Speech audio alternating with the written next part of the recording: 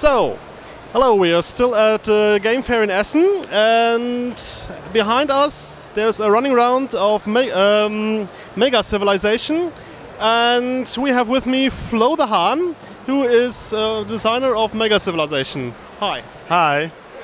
Well, you already know it was about 10-12 years in the making, so there's a lot of work flowing into that game. Yes, that's true. Actually, what's happened was that John Rodriguez started his idea of expanding the original Civilization by Francis Tresham with a bigger map and some more cards. And I had the same idea at the same time, and I came across his idea on the internet in 2007. And then I said to him, so let's develop this really big game to be the perfect game ever. And I spent 8 years of my life to do that, to do the play testing and do historical research, and I drew all the images.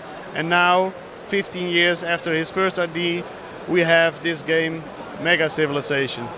So that was also a bit of good luck that you two came across each other and know, hey, you're working on the same thing, let's pull this together. Yeah, well, good luck, you have to force good luck. I was searching for something like this, and he was telling his story, so we would have met eventually anyway, so yeah. And it's all about hard work and all about love for the game. We had a few shots of the game and I think there are lots of details. The game board is really big, yeah. We saw it. Was there at some point you say, it's too big, or? Well, actually we tried to make a game that was as big as possible, that could fit in one day in one living room. So you can play it in 12 hours, that still fits in a day. If you start in the morning, 9 o'clock, you can end 9 o'clock or 10 o'clock if you have dinner or something. And it fits in one room. You can see here, we play with 9 people here, it fits in a normal living room. If you have a double table, somewhat bigger living room, you can play with 18 players there. So you have a great time with all your friends and everybody you know.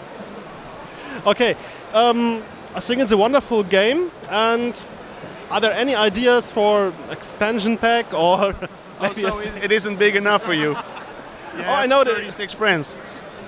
No, maybe there is, I know it's a common thing that there are also expansion for board games, so maybe there is something we say, there are things that's not in the game yet, we had developed, but maybe for future. Of course I have many ideas, but we first try to finish this one.